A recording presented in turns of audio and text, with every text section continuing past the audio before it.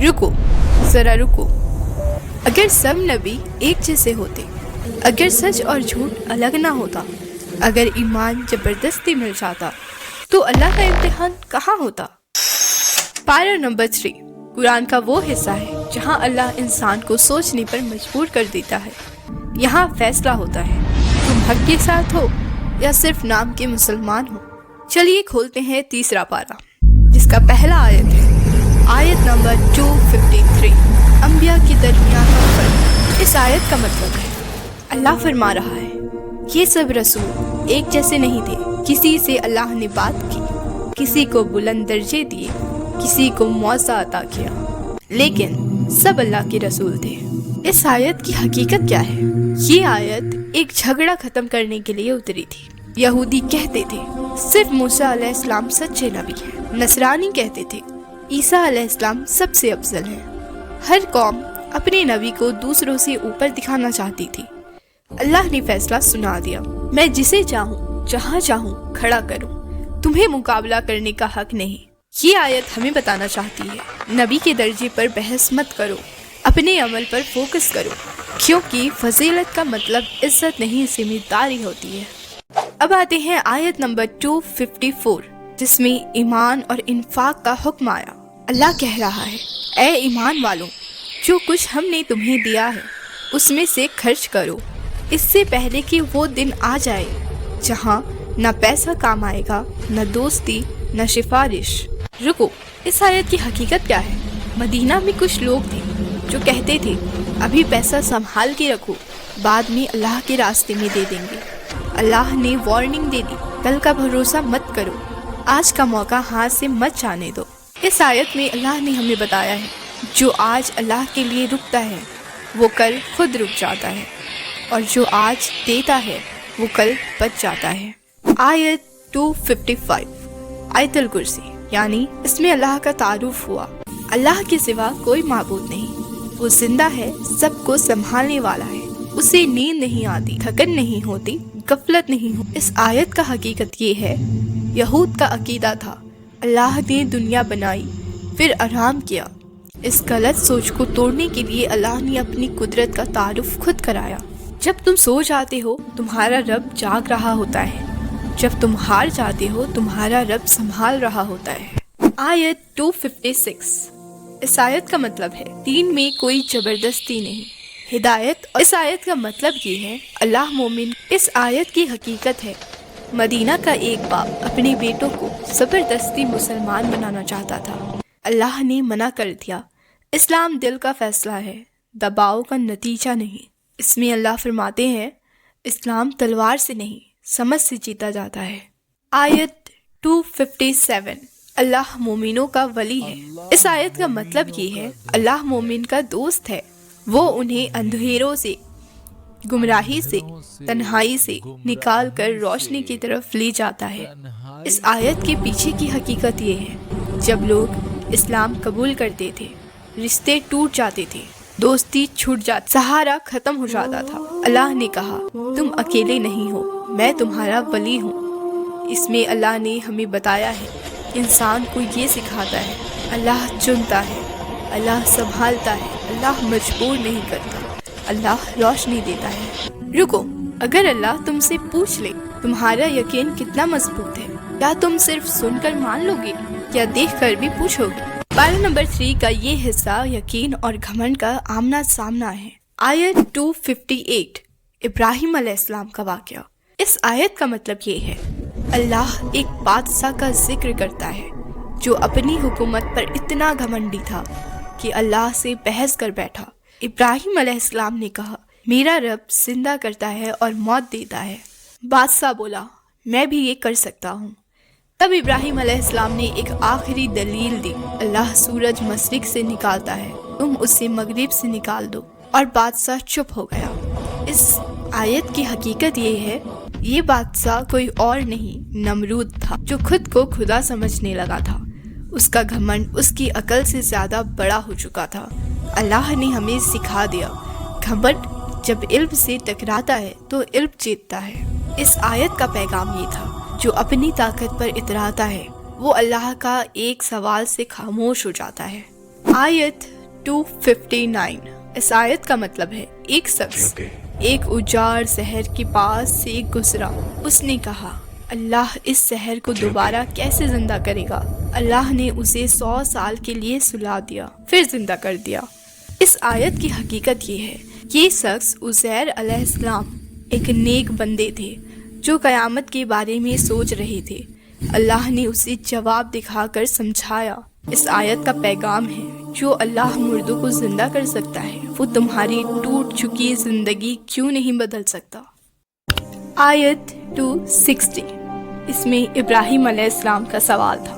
اس آیت کا مطلب ہے، ابراہیم علیہ السلام نے کہا اے میرے رب، مجھے دکھا دے تو مردوں کو کیسے زندہ کرتا ہے؟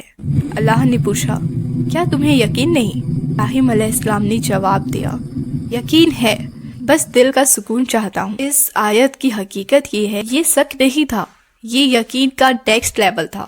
اللہ نے پرندوں کا واقعہ دکھا کر ابراہیم علیہ السلام کا دل اور مضبوط کر دیا۔ اس آیت میں پیغام یہ ہے کہ سوال کرنا غلط نہیں، لیکن شک پر اٹک جانا غلط ہے۔ آیت 261، صدقہ کا بیج۔ اس آیت کا مطلب ہے جو اللہ کے راستے میں دیتا ہے وہ ایک دانہ دیتا ہے، لیکن اللہ اسے 700 گنا تک بڑھا دیتا ہے۔ کہ حقیقت یہ ہے، کچھ صحابہ غریبی کے باوجود صدقہ دیتے تھے۔ لوگ کہتے تھے تم خود محتاج ہو، اللہ نے جواب دیا میں بڑھاتا ہوں۔ اس آیت کا پیغام ہے کہ اللہ کے لیے دیا گیا پیسہ کبھی کم نہیں ہوتا، وہ روزی بن کر واپس آتا ہے۔ آیت 264، دھاوا صدقہ برباد کر دیتا ہے۔ اس آیت کا مطلب یہ ہے، اے ایمان والو، اپنا صدقہ برباد مت کرو، احسان جتا کر یا تانا دے کر۔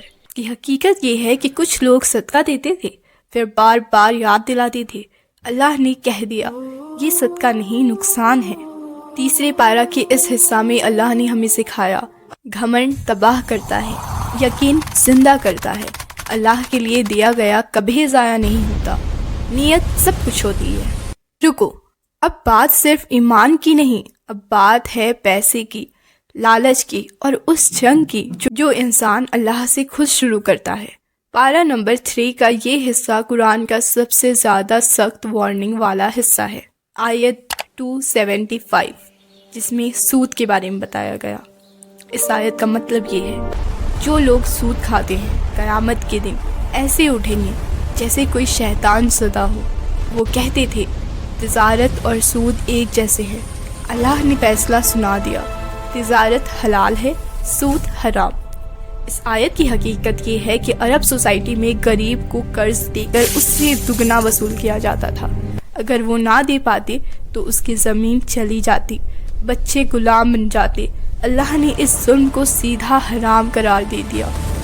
اس آیت نے ہمیں سکھایا، سود صرف پیسہ نہیں کھاتا، وہ انسانیت کھاتا ہے، رحمت کھاتا ہے، سکون کھاتا ہے۔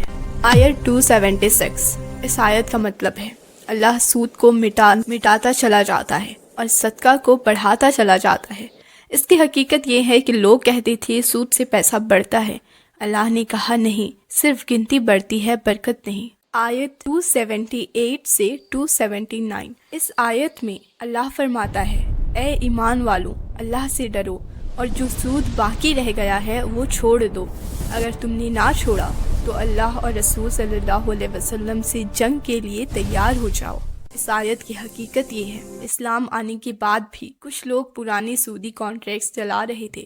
اللہ نے فائنل وارننگ دے دی۔ قرآن میں کسی اور گناہ پر اتنی سخت بات نہیں آئی تھی۔ اس آیت کا پیغام ہے کہ جو پیسہ اللہ کے خلاف کھڑا ہو وہ تمہارے حق میں کبھی نہیں ہو سکتا۔ آیت 280، اس آیت کا مطلب ہے، اگر قرض دار مشکل میں ہو تو اسے وقت دو اور اگر معاف کر دو تو یہ تمہارے لیے اور بھی بہتر ہے۔ اس آیت کی حقیقت ہے، پہلے قرض نہ دینا ظلم تھا اور نہ معاف کرنا اور بڑا ظلم۔ اسلام نے قرض کو رحمت کا ذریعہ بنا دیا۔ اس آیت کا پیغام ہے، جو دوسروں کے بوجھ ہلکا کرتے ہیں اللہ اس کا بوجھ اٹھاتا ہے۔ آیت 282، قرض لکھو، گواہوں کو لاؤ۔ اس آیت کا مطلب ہے کہ اے ایمان والو، جب قرض کا معاملہ کرو تو اسے لکھ لو، گواہ بناؤ، انصاف رکھو۔ اس کی حقیقت یہ ہے کہ لوگ کہتے تھے ہم تو بھائی ہیں اور لکھنے کی کیا ضرورت۔